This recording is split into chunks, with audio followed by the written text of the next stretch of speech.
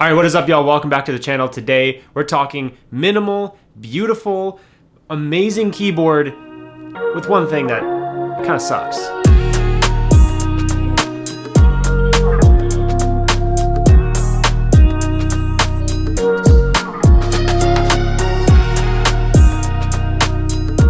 Now, before we jump into this, the part that everybody is here for, I put the sound test timestamp in the description down below. So if you're here for that, jump to that. Listen to it in all of its glory, and maybe come back to this part if you're interested. All right, let's get into it. I've been on the hunt now for a minimal, beautiful keyboard for a long time now. I wanted something that had dedicated arrow keys and a dedicated function row, and I couldn't really find anything that fit the bill that had all of those things, but was also a minimal and clean aesthetic, which is kind of what I want in my setup. I don't like gamer style keyboards. I don't think that gamer style keycaps are really good looking at all. And I finally settled on the GMMK Pro. This thing comes in at a price point of about $250 to $300 depending on your configuration, if you buy it in the bare bones kit or if you buy their pre-built kit, which you can do both of those things on their website. I opted for the bare bones version of the GMMK Pro, which basically means it comes with the board. In the package, you basically get the gasket mounted 75% layout board, which is hot swappable and QMK compatible. This board has a gasket mounted plate design, which GMMK claims naturally dampens keystrokes for a haptic and acoustic typing experience. And to add on to that, it also is a CNC machined aluminum case, which makes it an even heavier board for a deeper typing experience. The bare bones kit also includes a rotary knob. This board does feature a rotary encoder knob, which you can set to many different functions, but right out of the box, turning it left turns the volume down, turning it right increases the volume, tapping it once mutes the computer, and tapping it again unmutes. These knobs are able to be, I guess, hot swapped out. You can change the color of the knob. I opted for a gold-plated design instead of the silver one that comes with the Arctic white board that I got. This board also features Glorious's GOAT stabilizers, which are factory lubed, but I also opted to buy their GSV2 stabilizers, which were on sale for $5 as a person who's buying the GMMK Pro. They give you that discount, which was super nice. I also opted to buy the Arctic white keycaps. These keycaps are available again through the purchasing process. When I bought the bare bones kit, I was able to pre-configure these as well. These keycaps are die sub keycaps. They are not double shot PBT, which basically means that over time with heavy use, you will wear these keys off. The part that kind of confused me about buying all these different pieces separately is that the board and the keycaps are both called white ice, but the keycaps are actually white, whereas the board is, like I said, machined aluminum, so it's an actually like silver kind of metallic look. It's definitely not white. You can buy an E-white version of the top plate from Glorious, but it's going to cost you extra. It's not actually a white board in the Arctic white configuration. Lastly, talking about the aesthetics of this board, it also features 16.8 million RGB options per key, as well as the sides of the board. And that's basically a fancy way of saying this board is fully RGB compatible. You can kind of set it to do whatever you want. And their Glorious Core software has everything you could expect to be able to configure your RGB with. Solid colors, waves, explosions, kind of whatever you want to do, they have it in there. This board also features a USB-C to USB-A connection, and the cable that is included in the box is also color coordinated to the type of board that you got. If you got the black one, it's black. If you got the white ice one, it is white. It is not silver. Again, very weird.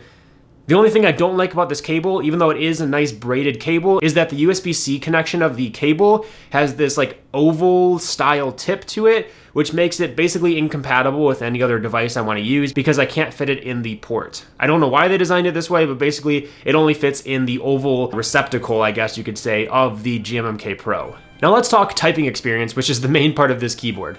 So far, typing on this board has been so much fun, and I know that sounds super weird to talk about a keyboard that way, but when compared to my current daily, which is a HyperX Alloy Origins Core, there's just such a noticeable difference. The keys sound deeper, the board feels thicker, and overall these things are actually true. The software is easy to use and offers all the lighting options you would normally expect. And you can definitely feel the weight when you're typing on this thing. Every keystroke you make, you can feel that this is a premium, high quality board that was money well spent. I haven't had any hiccups so far. The connections have been super solid, super stable. There haven't been any mistypes, any stuck keys, any stuck switches or stabilizers, anything like that. Overall, my experience purchasing this directly from Glorious has been everything has worked exactly how I would expect and also has exceeded my expectations in terms of how fun this keyboard is to type on. I find myself switching a lot between my gaming computer, my personal laptop, and my work laptop. And now I find myself also switching my keyboard between those three computers whenever I switch. Just because this keyboard is so much fun to type on, I want to keep using it. And of course, with such a beautiful, amazing board, there has to be at least one thing wrong with it. And in this case, it is something small, but it's something that is pretty annoying, which I don't understand why they did this, why they crafted such a beautiful board and then decided to do this to it. But when you turn the caps lock on, the caps lock indicator is the blinking side lights. Normally these lights are solid colors, they're solid static colors throughout the whole time you're using it, but when you turn on the caps lock, for some reason, Glorious decided that the best way to indicate that caps lock is on is to blink the side lights. Now, as someone who has an array, an assortment of boards, blinking lights like that kind of remind me of my chargeable boards. My boards that need to be charged, they sometimes blink lights like that when they need to be recharged. I don't like that they're doing this on such a premium board. I feel like there was better ways they could have done this or put it on the keycaps or something like that. But the reason I mentioned QMK compatible before is I was reading online that you can actually solve this problem using QMK. I have not done it, but that apparently is an option. And now for the part that everybody wants to hear, the typing test. Let's go.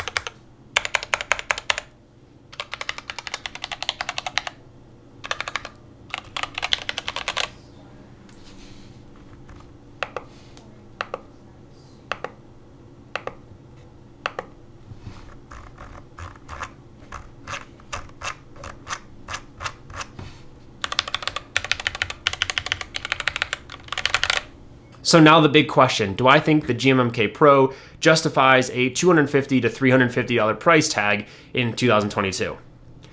Well, yes and no, which I know, don't hate me, is a cop-out answer, but here's the thing. If you're someone who's just getting into the hobby, who doesn't know if they like mechanical keyboards yet, who doesn't know if it's for them, and you want to start, I would not do that with the GMMK Pro. This board is a little bit more premium, a little bit more pricey than I would suggest for someone just getting into the hobby. I would suggest something maybe like a GK65 instead, a $50 to $60 board, still hot swappable. You can still customize the keycaps and the switches, but you're not dropping hundreds of dollars on a keyboard that you don't even know if you're gonna like. Now, on the other hand, if you're like me and you've been in the hobby for a little bit, you have quite a few, I think I have like a dozen keyboards at this point, and you want to take the next step, you want to jump up to the more premium options, but you don't want to spend the $3,000 that you can spend on a group buy on these premium, custom, very hard to get keyboards. I think this is a great compromise between those two areas. $250 to $350 gets you a gasket-mounted, fully CNC machined aluminum board with a little bit of sound dampening foam already included in the case. You get pre-lube stabilizers, hot swappable RGB, QMK, braided cables, basically everything you can imagine for a pretty decent price point. The typing experience is by far the best of any of the keyboards I have, which I would expect from a keyboard at this price point. But like I said, it meets my expectations or even exceeds them at this point. Overall, I think that Glorious did an amazing job with this keyboard. They had some hiccups in the beginning with their stabilizers kind of having to be recalled a little bit, but they made up for that by offering the GSV2 stabilizers for us new purchasers for $5. So I think that everything kind of worked itself out. This board is amazing, but I'd love to know what you think. Do you think this board is too expensive, too cheap? Do you think it's a good price point?